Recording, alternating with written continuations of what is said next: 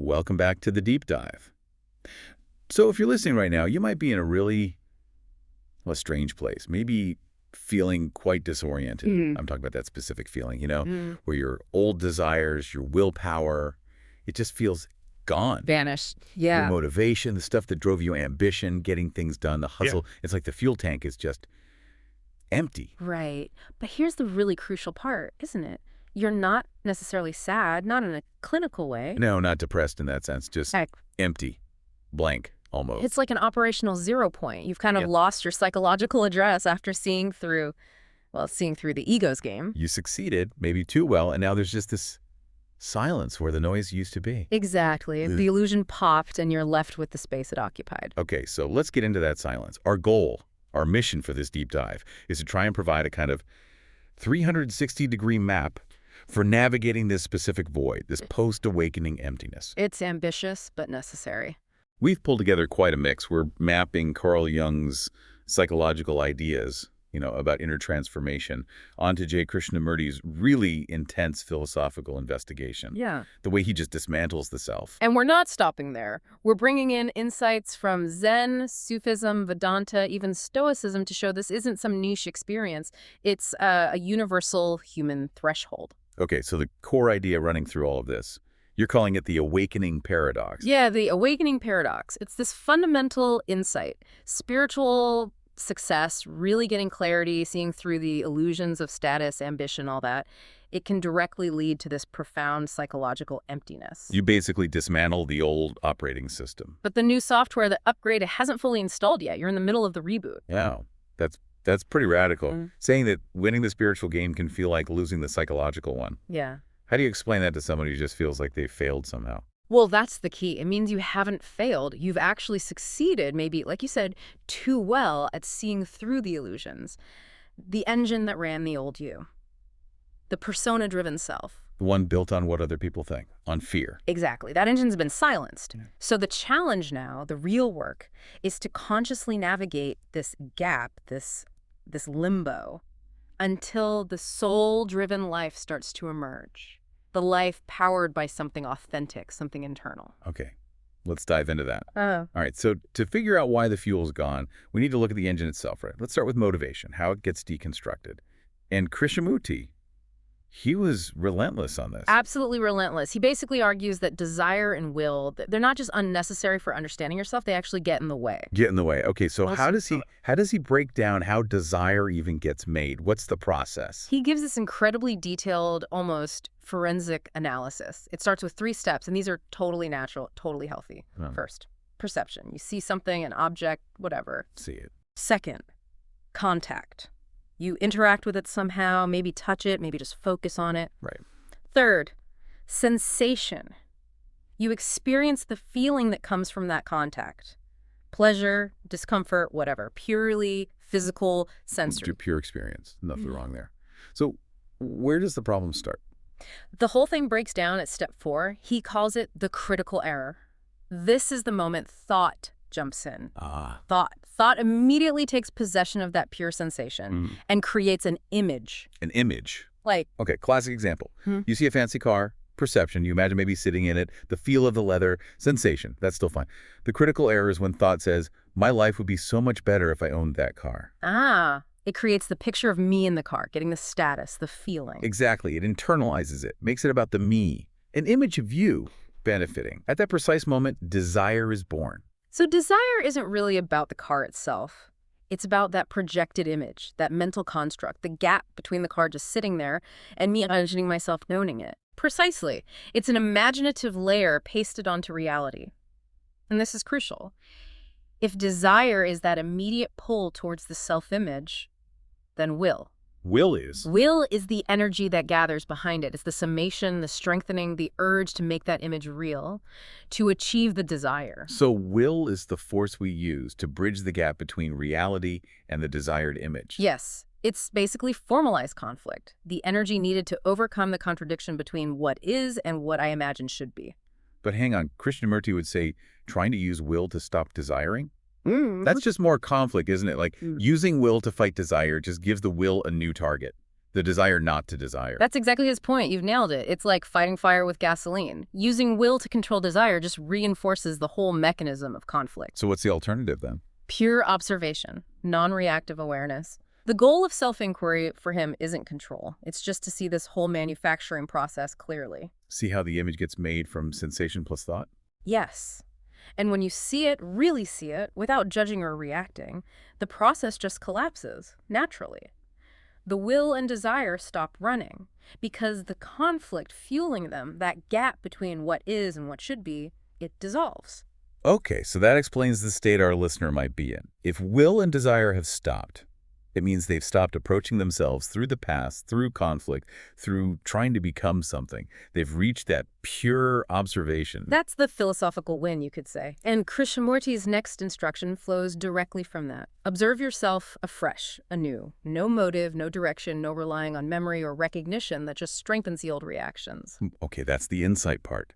What about the psychological fallout? The feeling of emptiness? That's where Jung comes in, right? Exactly. We have to acknowledge the shockwave this success sends through the psyche. We've won the battle against delusion, but what's the psychological state of the winner? And Jung had a diagnosis for this. He did. He called it the awakening paradox. He noticed it in his clinical practice. Something like 70% of people who had these major breakthroughs really saw through their life's illusions.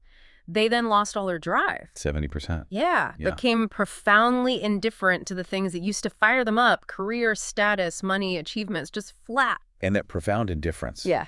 That's what the listener's experiencing. Yes. And Jung gives it a specific name from alchemy, the Negredo. The blackening phase. The blackening. Sounds ominous. Well, it signifies a necessary death. It's the death of the old identity. When you genuinely see through the vanity, the constructed nature of the persona, that mask you built, based on ambition and fear that persona has to die. And the energy that ran it. The desire and will. Just gets cut off. Neutralized, exactly. So this emptiness, this Negredo state, it's not a mistake. It's not a failure. It's a natural, even necessary consequence of your own evolution. It sounds like being stuck, like psychological limbo. You're too awake to go back to sleep in the old ego. But you're too dissolved, too empty, to actually function effectively in the world. That is precisely the gap. You nailed it. And this leads to Jung's really critical warning. We have to stress this. Okay, what's the warning? Do not try to resurrect your old goals. Don't try to pump air back into those ego-driven ambitions, the achievement desires you just realized were hollow. Why not? Isn't that the natural instinct, to try and get back to normal? Because trying to reanimate that old motivation, the one rooted in external validation and fear, it's completely futile, worse than futile. Jung saw it as, well, putting a butterfly back into its cocoon. Or trying to reanimate a corpse. Exactly. It's a betrayal of the soul's evolutionary push forward. This connects to something you mentioned earlier, the sacrifice of the golden ego. Yes, exactly. The golden ego is that successful persona, the one that the recognition, the validation, the status, it was polished, admired, maybe very successful by worldly standards. The one that ran on external praise and fear of failure. Right. When desire and will cease, you see that fuel source for what it was. So the task in the Negredo, the psychological work, is to consciously sacrifice that need for external validation, to let go of the admiration you craved. In favor of? Yeah, internal alignment, authenticity. If you try to chase the old goals again, you're just seeking the same old external fuel, reinforcing the very conflict Krishnamurti warned about. That old fuel isn't just gone. It's fundamentally incompatible with where you are now. It's obsolete. Okay, so we had the diagnosis Negredo, post-awakening emptiness, and the big warning. Don't try to revive the old self. So what's the path forward? The goal is to turn this emptiness into something else, right? A new kind of motivation. Exactly, to transform that spiritual void, that psychological zero point, into the deepest, most authentic source of new motivation.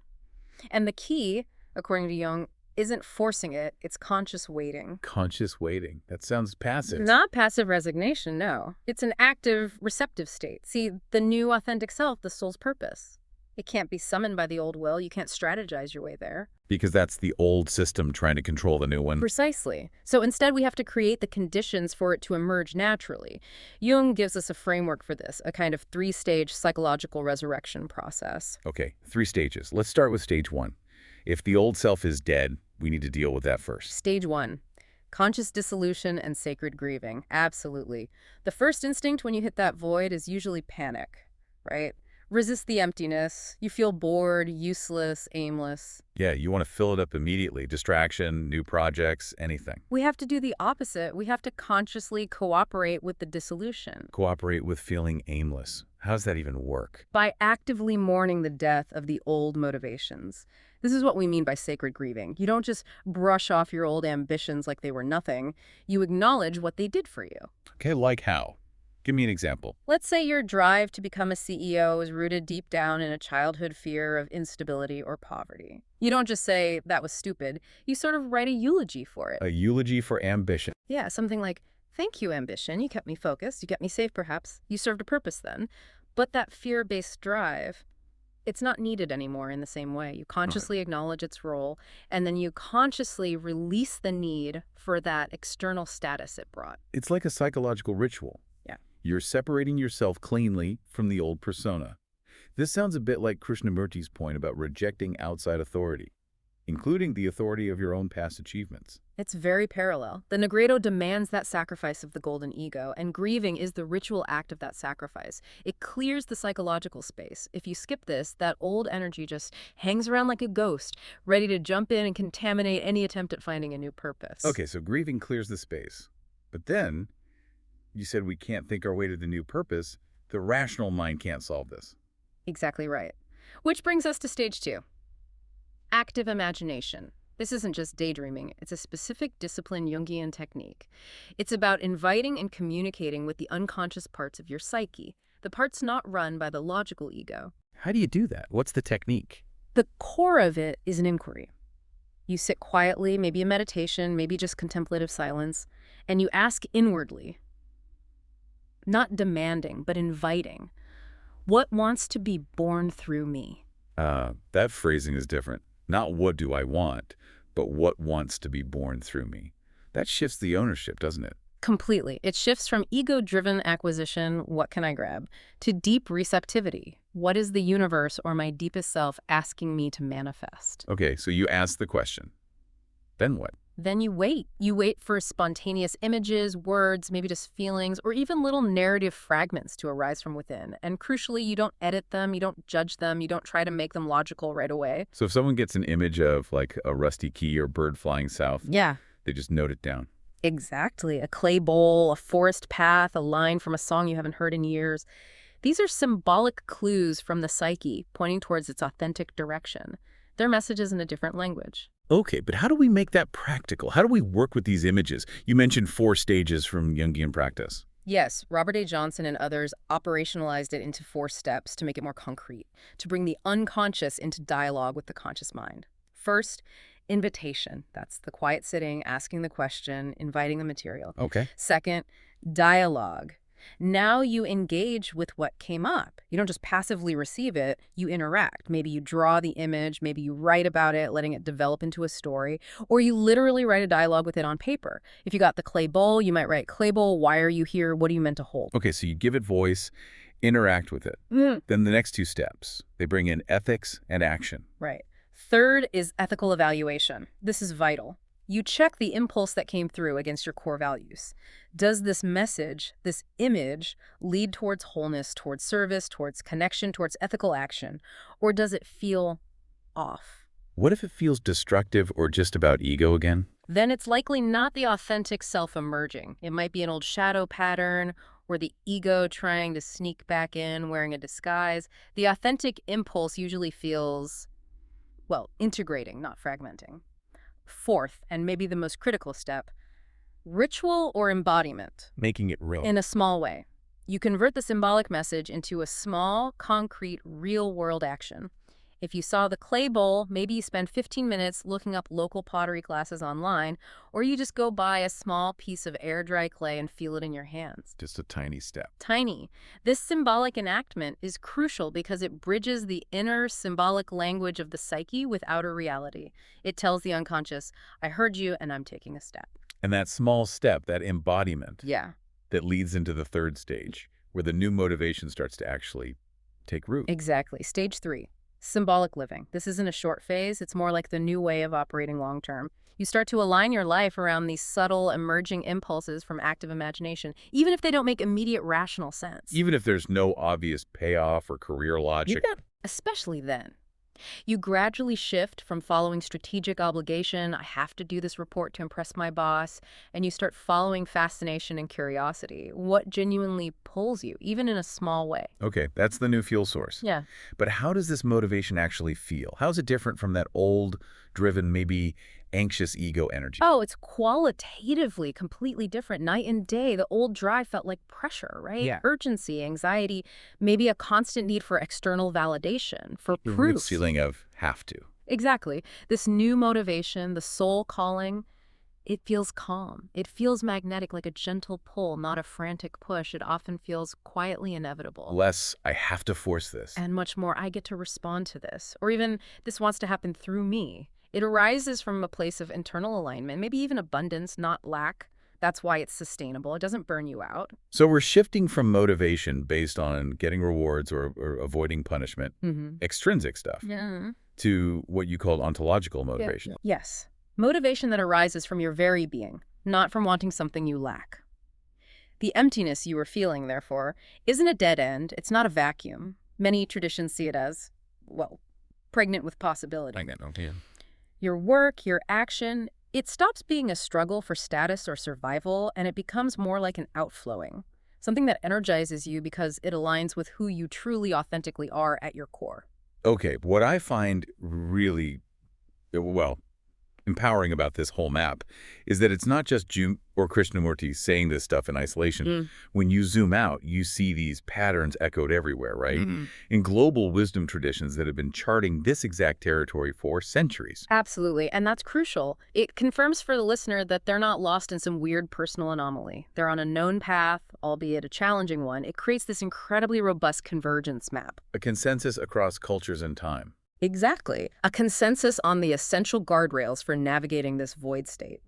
And if these vastly different traditions, developed often thousands of miles and years apart, independently arrived at similar insights about the mechanism and the solution, well, that gives us a lot more confidence in the process, doesn't it? It really does. So what are the key agreements? The non-negotiables that show up across the board? You mentioned 4. 4 main ones, yeah. First, universal agreement that this void, this emptiness, is transitional, not terminal. It's a phase. It has a purpose usually seen as purifying the old drives, clearing out the inner conflicts and cognitive dissonance. You will move through it. Okay, that's huge. It's not forever. Second, do not reanimate the corpse. This is that Jungian warning, but amplified globally. Every tradition basically warns against trying to reboot the old fear-based egoic identity, trying to force those old ambitions back to life after you've seen through them. It only leads to stagnation, frustration, suffering. Don't chase the external validation you just realized was empty. Makes sense. Third, the new motive power must come from being, not from craving or wanting. The action that arises from this place is different. It's quieter, it's lower entropy, meaning less frantic energy, and it's inherently capable of service because it's not about puffing up the self. motivation that doesn't need applause. Okay. And the 4th agreement. Fourth, cooperation is dual.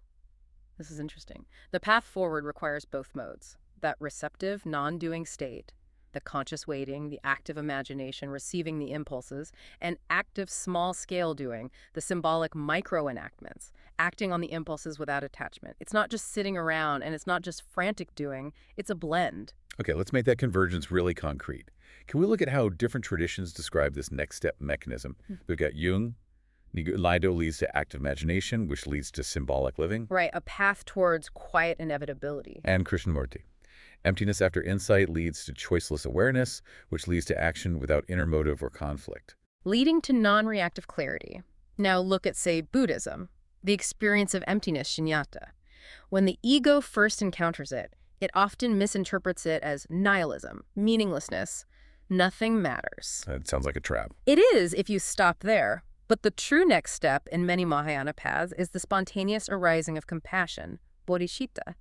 The awakened intention to actually benefit all beings arises directly from that understanding of emptiness and interdependence. So the emptiness isn't the end point, it's the precondition for selfless action. Exactly. Action from this place feels like effortless kindness, genuine service, because the hard line between me and you has dissolved. The way out of the personal void is by becoming useful to the whole. Turning the focus immediately outward.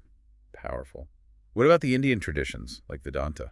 Look at the Bhagavad Gita. It addresses this state perfectly. When the fiery, ambitious, striving energy called rajas burns out, the system can easily collapse into inertia, apathy, heaviness, which is called tamas. Okay, so rajas burns out, you fall into tamas. What's the fix? The prescription is to cultivate sattva, clarity, balance, luminosity, and the primary way to do that is through nikama karma. What do you mean? Action performed as your necessary duty, your dharma, but without attachment to the results, the fruits of the action. You keep doing what needs to be done, caring for family, your work in the world, but you completely detach your sense of self-worth from the outcome or the praise you might get. Duty without the fever. Yeah. You do it because it's right or necessary, not because of what it gets you. Precisely. It's steady, consistent service, freed from the anxieties of personal ambition. And one more quick one. Taoism. Okay. When the stale, forcing, effortful action of the ego ceases, the natural mechanism that arises is wu-wei. Often translated as non-doing, but that's misleading, isn't it? Very misleading. It's not inaction, it's unforced action. Action that arises spontaneously, responsively, in perfect alignment with the flow of reality, the Tao. It feels like effortless effectiveness, like deep flow state, where the right action just happens through you rather than being effortfully pushed by you. Wow. So across the board, Jung, Krishnamurti, Buddhism, Vedanta, Taoism, there's this agreement. The emptiness is a transition. Don't revive the old ego. Find motivation in being or duty or flow. And combine receptivity with small, unattached actions. That's the convergence map. It should give anyone in this state immense reassurance. You're on a well-documented path. Okay, but now for a really critical step for anyone listening who is in this state. We need to talk about differential diagnosis, because not all emptiness is the Negredo. Okay, absolutely crucial. This is triage. Making a category error here can be really unhelpful, even harmful. Treating spiritual dryness like clinical depression or vice versa, the interventions are totally different. The wrong medicine for the wrong condition. Exactly. So we need to carefully differentiate between, say, 5 potential types of emptiness. Listen closely to this part if you're in that space. Okay, let's go through them. Start with the one we've been mapping, the target state. 1. Purificatory emptiness. Negredo, dark night of the soul. Yes, it feels painful, maybe boring, indifferent. But crucially, it feels ordered. There's usually still a sense of an inner witness, a core self that's observing the process. Your fundamental ethics, your capacity for kindness, your ability to appreciate beauty, even if muted, they're generally still intact. And you mentioned dreams. Yes, often dreams or inner symbolic life become quite active, quite vivid, even if waking life feels flat. You might feel aimless, but typically not filled with self-hatred or despair. It's a functional emptiness preparing the ground. Okay, so that's the transformational type. What's the first one we need to rule out, the one needing immediate, different help? 2. Depressive collapse, clinical depression. This is the big one to distinguish. The key marker here is often anhedonia, the pervasive inability to feel pleasure in anything, even things you used to love deeply. There's often intense self-attack, crushing guilt, hopelessness. And physical signs. Critical. Look for significant vegetative symptoms. Major shifts in sleep patterns, can't sleep or sleeping all the time. Significant changes in appetite or weight. Profound fatigue that rest doesn't touch.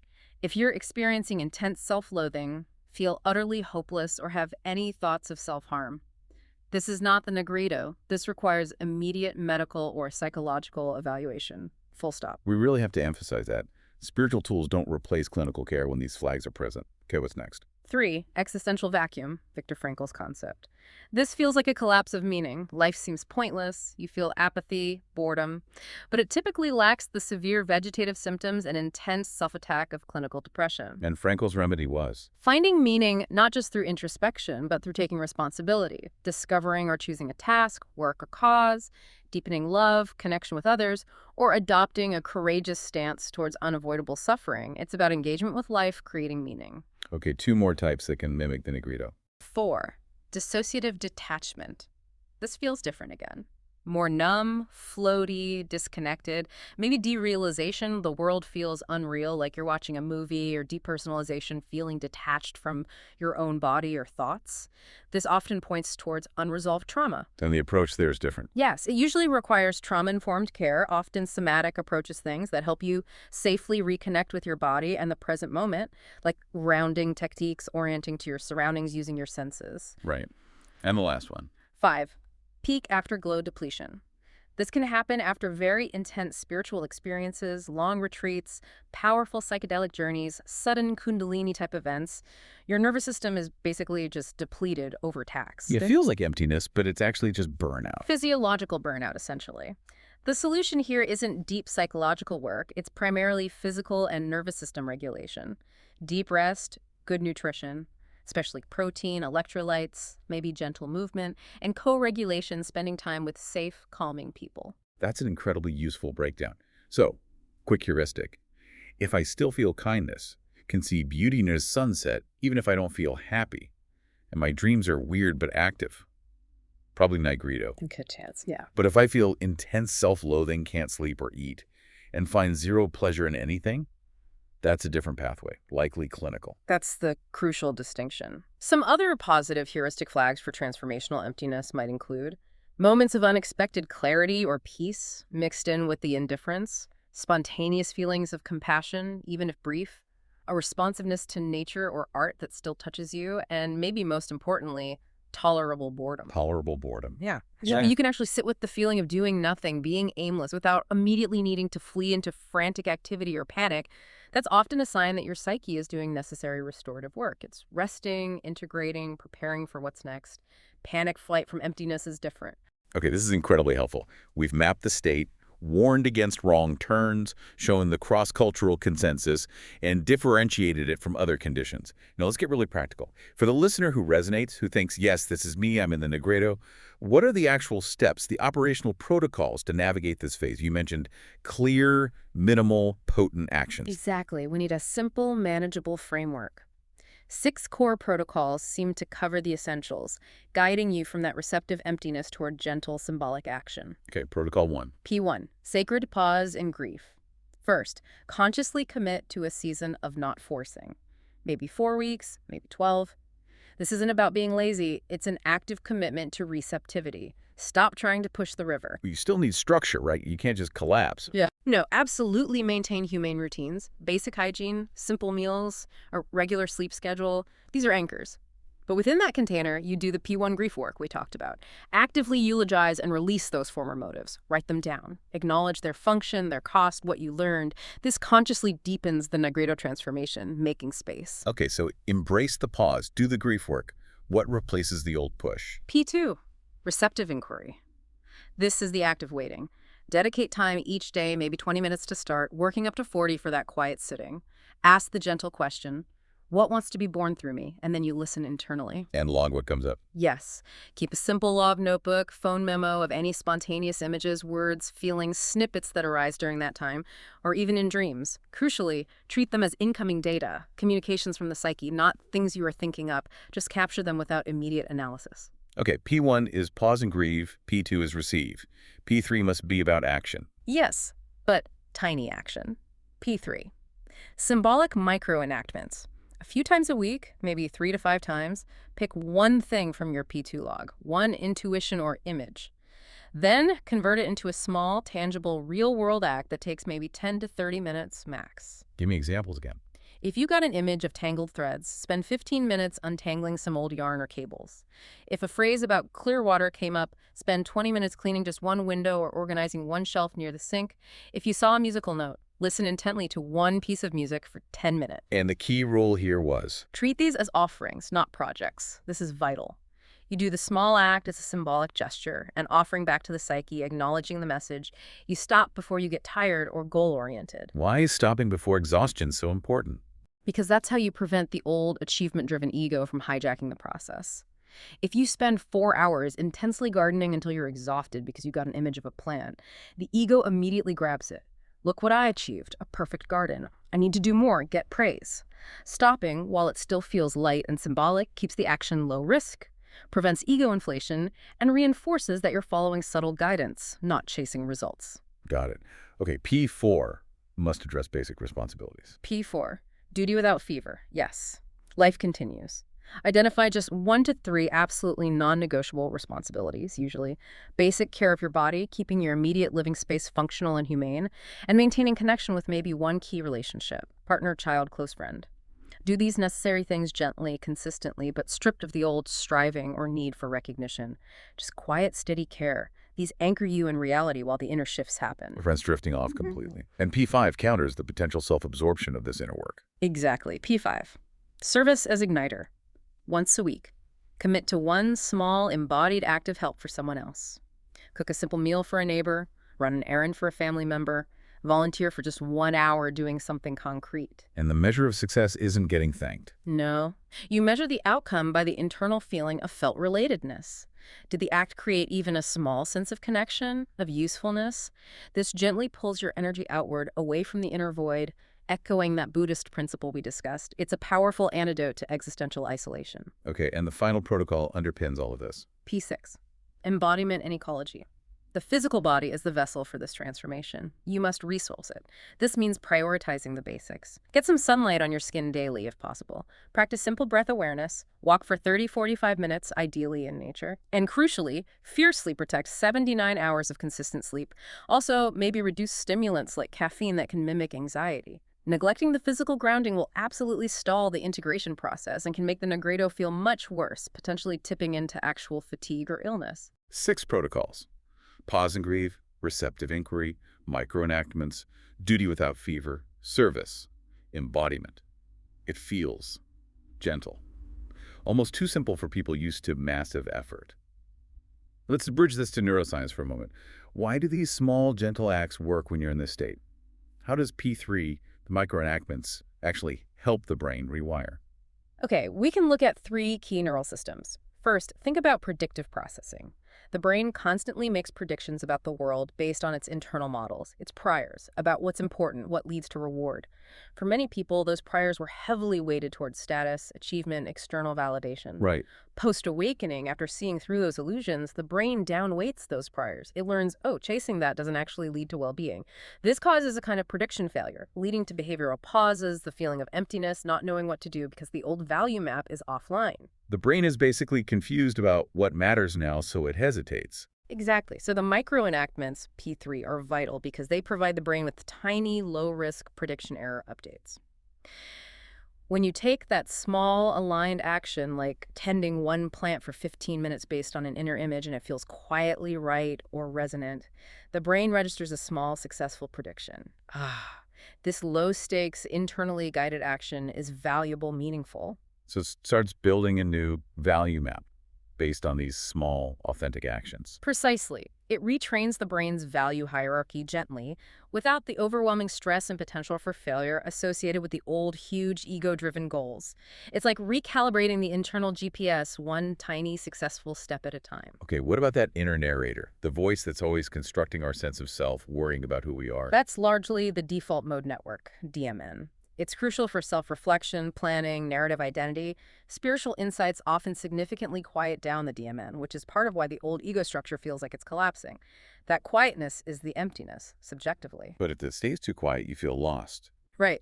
So the bridge we build with protocols like P3, micro-enactments, and P4, gentle duties, and P5, service, is that they gently couple the DMN with task-positive networks, parts of the brain involved in focused action. Doing small, meaningful, embodied tasks keeps the DMN engaged in a healthy way, allowing the sense of self to slowly reform around authentic, quiet activity rather than getting reinflated by old ambitions or anxieties. Keeps the energy flowing constructively. And finally, dopamine. We associate that with reward and motivation, but the old rewards aren't working. Exactly. The old high-intensity dopamine-wanting loops, the ones tied to big achievements, external praise, chasing highs, They've lost their salience. They don't reliably fire anymore, or the reward feels hollow. So you can't just motivate yourself in the old way. No. Instead of seeking massive dopamine spikes, which is high entropy, requires lots of effort, leads to crashes, we need to nurture the more subtle dopamine pathways related to incentive salience, the feeling of being gently pulled towards something interesting or meaningful. And the microenactments do that. Yes, because they often involve novelty, trying something small and new, surprise, following an unexpected inner image, and intrinsic satisfaction, the feeling of alignment. These gently spark dopamine release in a way that feels like curiosity, fascination, a quiet magnetic pull, that hum we talked about, rather than frantic craving. It guides behavior sustainably, without the boom and bust cycle of the old ego-driven dopamine chase. Okay, that neuroscience bridge makes the gentleness of the protocols feel much more purposeful. Now, this whole process, it's not a weekend workshop. It takes time. You mentioned a 12-week integration arc. How should someone pace themselves through this? Yeah, having a rough timeline can help manage expectations and structure the process. We can think of it in 3-4 week blocks, respecting the likely energy curve of the Negredo. Okay, weeks 1 to 4. What's the focus? Weeks 1 to 4. Containment and orientation. The absolute priority here is stabilization and grounding. Focus almost entirely on P6, the embodiment basics. Nail down the sleep schedule. Ensure decent nutrition. Get that daily walk and sunlight. Just create a safe container. Then, gently introduce P1, the grief ritual, and start P2, the receptive inquiry, for maybe just 15-20 months. And maybe attempt just 1 or 2 tiny P3 microenactments towards the end of this phase. Keep it super minimal. The goal is just to orient and contain. Build the foundation. Okay, then weeks 5 to 8. Weeks 5-8. Stabilization and expansion. If the system feels a bit more grounded, now you can gently expand. Extend the P2 receptive sit to the full 30-40 minutes. Maybe add some light strength or mobility work to P6, embodiment. You could slightly increase the scope or frequency of P5 service if it feels right. You're basically stabilizing the core practices and gently testing the capacity to hold a bit more inner input, P2, and outer engagement, P5. Still gentle, but expanding the practices. Yeah. And the final block, weeks 9 to 12. Weeks 9-12. Pattern, harvest, and consolidation. Now you start looking for patterns. Review your P2 logs, dreams, images, phrases, and your notes on the P3 microenactments. Are there recurring themes, motifs, images that keep showing up? Identify maybe 1 or 2 streams of activity or inquiry that feel consistently, quietly resonant or inevitable. The things that hum the loudest. Exactly, the ones with that magnetic pull. Then you gently begin to consolidate around those. You might formalize a tiny weekly rhythm related to one of them, e.g., spend 1 hour each Saturday exploring pottery, or dedicate 30 minutes twice a week to writing based on those recurring phrases. It's the very beginning of the new authentic structure emerging, but it must still feel tiny and strain-free. No big projects yet. Okay, that 12-week arc provides a really helpful structure. How do you know when you're, well, maybe not done, but when this initial integration phase is successfully concluded? What are the exit criteria? The signs are usually internal and subtle, not dramatic. First, you might notice spontaneous moments of warmth, genuine interest, or curiosity returning maybe 3 or more days a week without you forcing them.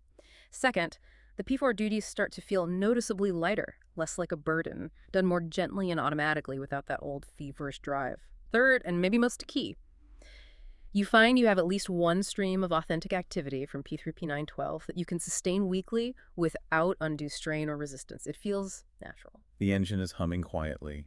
The purpose feels inevitable, not forced. That's it. You're starting to live from that new center. Hashtag tag Outreado. So we began this deep dive talking about the awakening paradox, how spiritual success can land you in this place of psychological emptiness. Bringing it all together, what's the ultimate takeaway, the final reframe for someone navigating this void? I think it comes back to Jung's most profound insight here. That emptiness you felt or might be feeling. It's not actually the absence of purpose. It's the presence of purpose, so pure, so authentic, so deeply aligned with your core being that your old ego literally cannot recognize it. Wow. The ego is looking for the old fuel, the old signals of ambition and validation, and they're just not there. Exactly. That old, noisy, achievement-based fuel had to be neutralized because it was actually blinding you to the much quieter, more subtle, but infinitely more powerful calling that arises from your soul, from the core of who you really are. So the message is, the next engine, the authentic one, it won't roar like the old ego did. It doesn't need to. It will simply hum. A quiet hum of inevitability. Authentic purpose feels calm. It feels magnetic. And it's almost always oriented towards service in some way because it comes from a place beyond the separate self. It's the life that wants to live through you, not the life you were trying to force yourself to live. And the core practice, distilled down. It's that simple, repeatable loop, guiding you from inner awareness to outer action. Observe your inner state, the emptiness. Receive the images, impulses via P2, enact. The micro-enactments, P3. Serve, connecting outwards, P4, P5. Repeat. It sounds like this whole journey really demanded, well, a profound surrender. That sacrifice of the golden ego we talked about. It's the crux of it. The conscious release of your attachment to all that external validation, the applause, the status, the need to be seen as successful or spiritual. You essentially trade the addiction to external affirmation for the quiet integrity of deep internal alignment. And the result of that trade. When the purpose that finally emerges is truly rooted in that internal alignment, not in pleasing others or chasing status, it becomes indestructible. Indestructible. Yeah, because no external event, no criticism, no failure, no market crash, no pandemic can truly take it away. It doesn't depend on anything outside of you. It comes from the very core of your being. And that's a source of strength the golden ego could never provide. Okay, a final thought then, maybe a provocative one for you, the listener, to carry away. What piece of external validation, what lingering fragment of that golden ego attachment might you need to consciously acknowledge and release today, right now, to more fully hear and trust that quiet, inevitable hum as your true guide forward? That's the work. Until next time, keep diving deep.